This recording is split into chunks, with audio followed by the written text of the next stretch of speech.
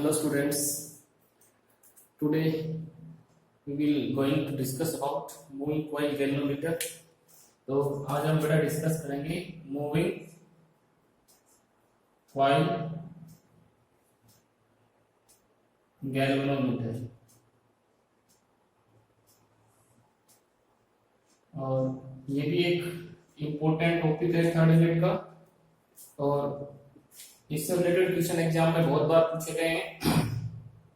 तो आज इसकी स्टडी करेंगे मूविंग कॉइल गैल्वेनोमीटर की। मूविंग कॉइल गैल्वेनोमीटर क्या होता है? तो सबसे पहले चीज इसकी गैल्वेनोमीटर होता क्या है? तो गैल्वेनोमीटर एक ऐसी डिवाइस होती है जो किसको मेजर करने के लिए, स्मॉल इलेक्ट्रिक करंट को मेजर करने के लिए यूज करते हैं। ठीक है, इसके अलावा एक डिवाइस और होती है एमीटर, लेकिन एमीटर के अंदर जो करंट होता है उसको एम्पियर में मेजर करते हैं, और इसके अंदर छोटे करंट को मिली एम्पियर या माइक्रो एम्पियर। ठीक है, तो यहां पे हम लिख सकते हैं it is a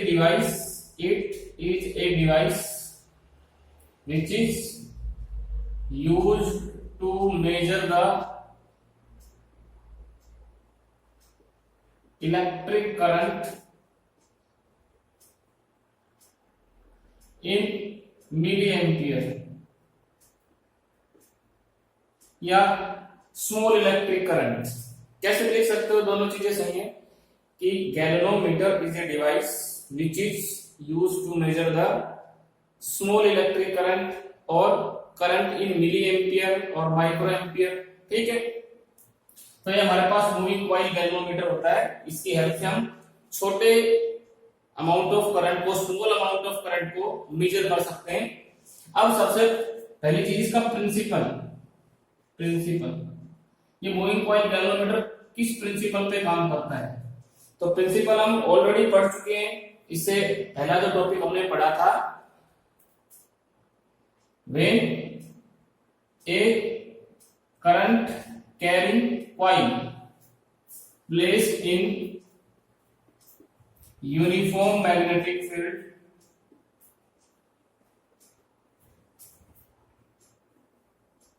it experience a torque। हमने एक चीज पढ़ा था कि जब भी कोई ये कॉइल हमारे पास, और इस कॉइल को हम किस में लटकाएंगे, मैग्नेटिक फील्ड में लटकाएंगे, तो इसके ऊपर क्या लगता है? टॉर्क लगता है। एक फोर्स इधर लगती है, एक फोर्स इधर लगती है, और ये घूम जाती है। टॉर्क का मतलब वो फोर्स जो किसी चीज को टर्निंग इफेक्ट प्रोवाइड करे, घुमा दे। तो ये कॉइल क्या होती है? घूम जाती है। तो यही हमारा प्रिंसिपल होता है। मूविंग कॉइल गैल्वेनोमीटर का जो प्रिंसिपल होता है वो इस फैक्ट के ऊपर बेस्ड होता है कि जब भी किसी करंट कैरिंग कॉइल को यूनिफॉर्म मैग्नेटिक फील्ड में सस्टेन किया जाता है, then the coil experience a torque.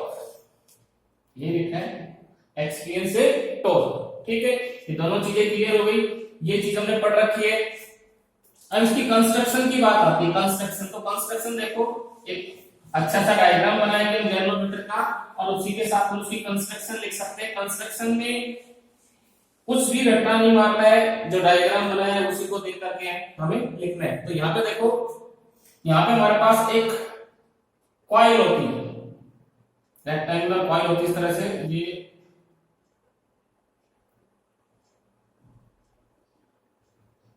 ये इस तरह से एक कॉइल होती है, और बीच में एक सॉफ्ट आयरन की सिलेंड्रिकल कोर होती है। कॉइल भी किसके ऊपर लपेटते हैं? सॉफ्ट आयरन की कोर के ऊपर, इस तरह से। ठीक है, इसको P, Q, R और S1, इस कॉइल को नाम दे दिया P, Q, R, S1। ठीक है, अब जो अपर एंड होता है कॉइल का, ऊपर वाला हिस्सा होता है, उसको हम एक मिरर लगाते हैं। ये बहुत ही एंशिएंट मॉडल है। दो प्राइमरी स्टेज में जो गैल्वेनोमीटर हमने डेवलप किया था उसका मॉडल है। तो यहाँ इसके डिफ्लेक्शन को मेजर करने के लिए यहाँ पे मिरर लगा होता है, मिरर। ठीक है, और मिरर एक फोर्स कोर ब्रोंज स्ट्रिप के साथ एक स्क्रू के साथ कनेक्टेड होता है, जिसको बोलते हैं, इस स्क्रू को बोलते हैं टॉर्सन हेड। इसी स्क्रू का नाम होता है टॉर्सन हेड। ये जो स्ट्रिप होती है, ये जो वायर होती है, ये एक स्पेसिफिक मटेरियल की बनी होती है जो होता है फॉस्फोर ब्रॉन्ज। फॉस्फोर ब्रॉन्ज की इलास्टिसिटी बहुत हाई होती है। इलास्टिसिटी का मतलब उसमें के की वैल्यू जो होती है, कोफिशिएंट ऑफ इलास्टिसिटी की वैल्यू जो होती है वो बहुत हाई होती है। के की वैल्यू क्या होती है? हाई, सॉरी, इसकी जो इलास्टिसिटी होती है वो बहुत हाई होती है, मतलब के की वैल्यू जो होती है बहुत ही स्मॉल होती है। ठीक है, अब यहां पे देखो ये फॉस्फोर ब्रॉन्ज की बनी होती है। अब लोअर एंड जो होता है उसको एक हेयर स्प्रिंग से कनेक्ट करते हैं। ये एस एक हेयर स्प्रिंग होती है, ठीक है, लोअर एंड को, और यहां पे दो सिलेंड्रिकल पोल लगे होते हैं इस तरह से to produce radial magnetic field, north pole south pole. और पूरी की पूरी अरेंजमेंट एक बॉक्स में हम क्या कर देते हैं, क्लोज कर देते हैं ताकि एयर के कारण डिस्टर्बेंस ना आ सके,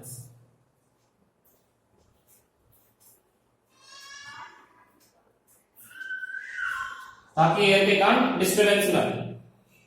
ठीक है, ये हमारा पूरा गैल्वेनोमीटर हो गया, गैल्वेनोमीटर का कंस्ट्रक्शन हो गया, डायग्राम हो गया। एक बार दोबारा से हम इसको रिपीट कर लेते हैं। यहाँ ये जो लोअर एंड होता है इसको हम एक टर्मिनल T2 से कनेक्ट कर देते हैं जिसके थ्रू हम करंट प्रोवाइड करते हैं, और जो टॉर्सल हेड H होता है उसको हम टर्मिनल T1 से कनेक्ट कर देते हैं। ठीक है, ये कॉइल होती है, रेक्टेंगुलर कॉइल होती है PQRS1, जो कि एक सॉफ्ट आयरन के कोर के ऊपर सॉफ्ट आयरन का पीस होता है, सॉफ्ट आयरन। और सॉफ्ट आयरन का पीस इसलिए लेते हैं ताकि एक तो जो मैग्नेटिक फील्ड है वो रेडियल हो जाए, मैग्नेटिक फील्ड क्या हो जाए, रेडियल हो जाए, और दूसरा कि गैल्वेनोमीटर डेड बिट हो जाए, इसको बोलते हैं डेड बिट गैल्वेनोमीटर। ठीक है, डेड बिट क्या होता है आगे डिस्कस करेंगे हम। तो इसलिए यहां पे हम इसको सॉफ्ट आयरन का लेते हैं। इसके ऊपर एक कॉपर की इंसुलेटेड वायर बाउंडेड होती है रेक्टेंगुलर फॉर्म में, PQRS1 कॉइल होती है, दोनों तरफ रेडियल मैग्नेटिक फील्ड अप्लाई किया जाता है। Upper end of the coil connected to mirror M, और mirror M torsion head H के साथ कनेक्ट होता है। ठीक है, जो लोअर एंड होता है वो एक हेयर स्प्रिंग, ऐसे हेयर इतनी पतली होती है स्प्रिंग, और ये भी फॉस्फोर ब्रॉन्ज की बनी होती है, और ये टर्मिनल T2 के साथ कनेक्ट होता है, और tarsal head H terminal T1 के साथ कनेक्ट होता है। पूरे हम सिस्टम को, पूरे अरेंजमेंट को एक चैम्बर में एनक्लोज कर देते हैं। अब इसके बाद आती है इसकी बात की, तो कैसे ये काम करता है देखो, हमें पता है जब इन दो पॉइंट्स के थ्रू करंट फ्लो करवाएंगे इसके अंदर, उस करंट को मेजर करना है। कोई करंट आ रहा है, एक पॉजिटिव यहां दे दिया, एक नेगेटिव यहां दे दिया, तो इस कॉइल में करंट फ्लो कर जाएगा। जैसे कॉइल में करंट फ्लो करेगा तो coil experience a torque, coil experience a torque and get twisted, मतलब ऐसे घूम जाएगी। ठीक है, मान लो ये कॉइल थी हमारे पास, इस तरह से थी, करंट फ्लो किया, ये ऐसे घूम गई, ये रस्सी से लटकी हुई थी, ऐसे घूम गई। अब ये कॉइल जब घूम जाएगी तो इसमें एक रिस्टोरिंग टॉर्क डेवलप हो जाएगा। तो पहले तो इस पे टॉर्क कितना लगेगा, सो टॉर्क कितना, NIBA sin अल्फा, और रेडियल मैग्नेटिक फील्ड है तो अल्फा ऑलवेज क्या मिलेगा, sin alpha always 90 degree, as magnetic field radial, then alpha की वैल्यू 90 डिग्री। जब ऊपर से देखेंगे टॉप व्यू देखेंगे इस कॉइल का, टॉप व्यू देखेंगे तो किस तरह से दिखाई देगा ये हमें,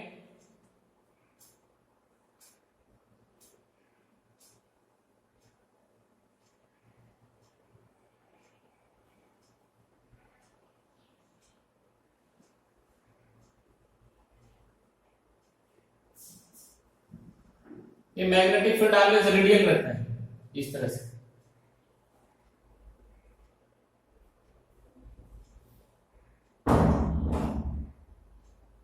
ये सॉफ्ट आयरन का पीस और इसके ऊपर एक कॉइल लटकी होती है।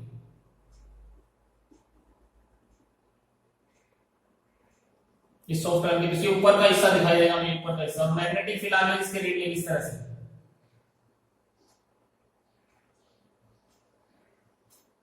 इस तरह से, ये टॉप व्यू होता है इसका। ठीक है, तो अल्फा की वैल्यू ऑलवेज क्या मिलेगी 90 डिग्री, अल्फा की वैल्यू 90 डिग्री, तो टॉर्क कितना लगेगा NIBA।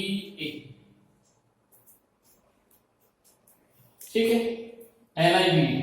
अब इस टॉर्क के कारण कॉइल गेट ट्विस्टेड और एक restoring torque comes into play. एक क्या आएगा रिस्टोरिंग टॉर्क, क्योंकि ऐसे घूम गई तो ये रस्सी की इलास्टिसिटी हाई होती है, तो इस रस्सी में, इस स्प्रिंग में एक रिस्टोरिंग फोर्स आ जाता है जो इसको वापस उसी पोजीशन में लाने की कोशिश करता है। तो रिस्टोरिंग टॉर्क कितना होगा,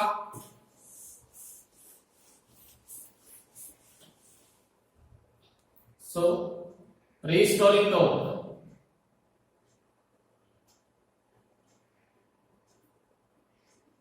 K into theta। K क्या है, where K is torque per unit twist, torque produce per unit twist। यानी कि 1 डिग्री जब घूमती है तो K टॉर्क आता है, तो थीटा मान लो, थीटा घूम गई तो टोटल टॉर्क कितना आ गया K थीटा। इसका मतलब अप्लाइड टॉर्क किसके बराबर होना चाहिए, applied torque is equal to restoring torque. भाई इसी के कारण तो ये रिस्टोरिंग टॉर्क है, दोनों बराबर होने चाहिए। इसका मतलब K theta is equal to NIBA, और I इज इक्वल टू कितना आ जाएगा K theta divided by NBA, और theta is equal to, sorry I is equal to G theta, I is directly proportional to theta, where G is equal to K upon NBA। Constant होती है सारी चीजें, constant, galvanometer constant होता है। ये क्या होता है, गैल्वेनोमीटर कांस्टेंट। तो इसमें देखो जितना ज्यादा करंट फ्लो करेगा उतना ही ज्यादा डिफ्लेक्शन होगा। अब इस तरह से हम कॉइल के साथ एक्चुअली क्या, ये कॉइल है और इसके साथ एक स्केल लगा देते हैं इस तरह। जैसे कॉइल घूमेगी तो स्केल इस तरह से जाएगा, यहाँ पे नंबरिंग कर देते हैं 1 2 3 4 5 6 इस तरह से। अब जितना ये घूमता है, जिस नंबर पे डटेगा उस हिसाब से वैल्यू पता लग जाती है कितना करंट फ्लो कर रहा है, क्योंकि जितना ज्यादा करंट जाएगा उतना ही ज्यादा कॉइल घूमेगी और उतना ही ये नीडल घूम जाएगी कॉइल के साथ। ठीक है, तो ये current directly proportional to deflection, तो जितना ज्यादा करंट जाएगा उतना ज्यादा कॉइल घूम जाएगी और हमें जहां पे हमारी नीडल जा करके रुकेगी वो ही करंट की रीडिंग। ठीक है, तो this is moving coil galvanometer. अब इसमें आता है radial magnetic field. Radial magnetic field दो तीन चीजें उसके बारे में डिस्कस करेंगे।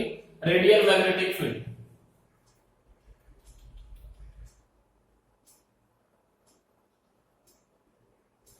बहुत बार एग्जाम में पूछा जाता है रेडियल मैग्नेटिक फील्ड क्या होता है।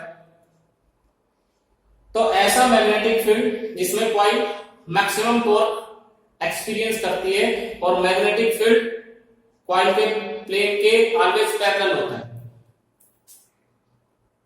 The magnetic field in which coil experience maximum torque in any position and theta is equal to 0, then alpha is equal to कितना होगा, हर कंडीशन में 90 डिग्री, क्योंकि हमने वहां पर देखा था अल्फा प्लस थीटा कितना था हमारे पास 90 डिग्री था। जब थीटा 0 हो जाएगा तो अल्फा क्या आएगा 90। जो एरिया वेक्टर है वो ऑलवेज मैग्नेटिक फील्ड के परपेंडिकुलर मिलेगा। पॉइंट का जो एरिया वेक्टर ऑलवेज किसी भी पोजीशन में, हमने बताया इस तरह से ये सिलेंड्रिकल कोन होते हैं इस तरह से नॉर्थ साउथ, और यहां से क्या होगा कि जो मैग्नेटिक फील्ड है वो रेडियल मिलेगा इस तरह से, मतलब along the radius.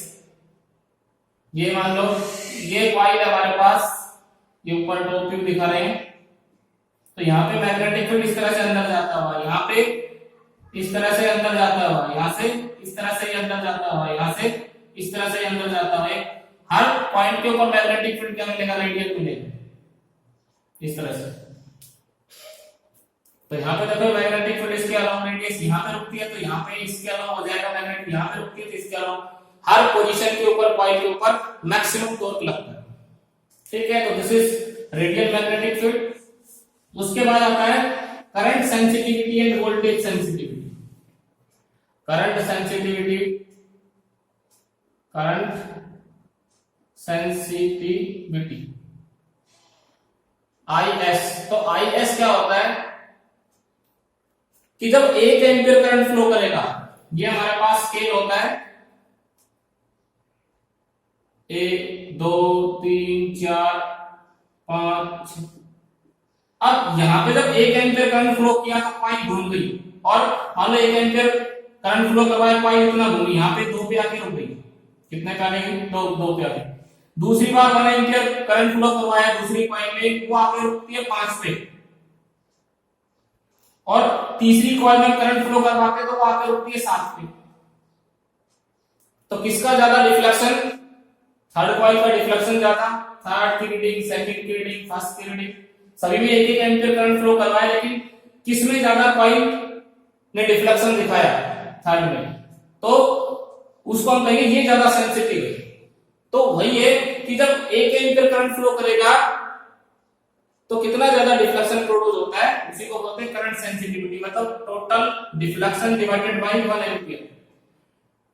Current deflection shown by the coil when 1 ampere current flows through it। तो यहाँ IS current sensitivity, current deflection divided by current, तो यूनिट हम निकाल सकते हैं रेडियन पर एम्पीयर। एंगल की रेडियन होती है, करंट की एम्पीयर होती है। तो यहां से देखो थीटा की वैल्यू हम यहां पे रख सकते हैं। थीटा हमने कितना निकाला था? Theta is equal to NIBA by K, और नीचे क्या है? I। थीटा की वैल्यू रखी ऊपर, नीचे I से I कैंसिल, कितना आ गया? NBA by K। तो करंट सेंसिटिविटी कैसे बढ़ा सकते हैं? नंबर ऑफ टर्न्स को बढ़ा करके, मैग्नेटिक फील्ड बढ़ा करके, एरिया बढ़ा करके, और K की वैल्यू को कम करके। और K की वैल्यू सबसे लिस्ट किसके लिए होती है? लिस्ट जो होती है वो फॉस्फोर ब्रोंज के लिए होती है। ये ऑलरेडी हम इसी का यूज करते हैं।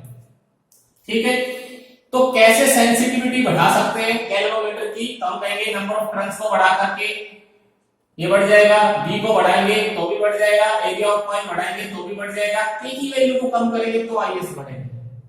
तो हम यह लिख सकते हैं द सेंसिटिविटी और current sensitivity of galvanometer can be increased by increasing the number of turns, magnetic field, area of the coil, and by decreasing the value of के। ठीक है, अब ये तो करंट सेंसिटिविटी आ गई। इसी के साथ हम वोल्टेज सेंसिटिविटी देख सकते हैं। वोल्टेज सेंसिटिविटी, तो वोल्टेज सेंसिटिविटी कैसे चेक कर सकते हैं? तो वोल्टेज सेंसिटिविटी देखो यहाँ पे कि जब 1 वोल्ट अप्लाई करेंगे गैल्वेनोमीटर के अक्रॉस 1 वोल्ट अप्लाई करेंगे, तो उसमें जो डिफ्लेक्शन प्रोड्यूस होगा वो वोल्टेज सेंसिटिविटी कहलाएगा। भाई 1 वोल्ट अप्लाई करने से उसमें कितना डिफ्लेक्शन, उसकी रीडर कितना घूम गई, वो वोल्टेज सेंसिटिविटी कहलाएगा। ठीक है, तो यहां पे लिख सकते हैं voltage sensitivity is equal to deflection divided by voltage. Deflection produce per unit voltage, deflection produce per unit voltage radian, और यहां पे volt, radian per volt unit हो गई। इसकी वैल्यू रख दो, Vs is equal to theta कितना? NBIA divided by K, और नीचे V की जगह में क्या रख सकता हूं? IR। भाई V कितना होता है? उस से IR, I से I क्या हो गया? कैंसिल। Vs कितना आ गया? Vs is equal to NBA by K। This is voltage sensitivity का फॉर्मूला आ गया हमारे पास। तो वोल्टेज सेंसिटिविटी कैसे बढ़ा सकते हैं? नंबर ऑफ टर्न्स को बढ़ा करके, मैग्नेटिक फील्ड को बढ़ा करके, एरिया ऑफ द कॉइल को इंक्रीज करके, की वैल्यू को डिक्रीज करके, और आर की वैल्यू को डिक्रीज करके। तो दिस इज क्या हमारे पास क्या आ गया? This is voltage sensitivity. क्या आ गया? Voltage sensitivity. अब यहाँ पे कैसे हम गैल्वेनोमीटर को एमीटर में चेंज कर सकते हैं, कैसे उसको हम यूज कर सकते हैं, तो वो देखिए। सबसे पहला था संट। कई बार पूछा जाता है कि व्हाट इज संट, तो शंट एक लो रेजिस्टेंस होता है। शंट क्या होता है? लो रेजिस्टेंस, जो हम गैल्वेनोमीटर को या वोल्टमीटर गैल्वेनोमीटर को प्रोटेक्ट करने के लिए यूज करते हैं। Shunt is a low resistance use to protect galvanometer against strong electric current.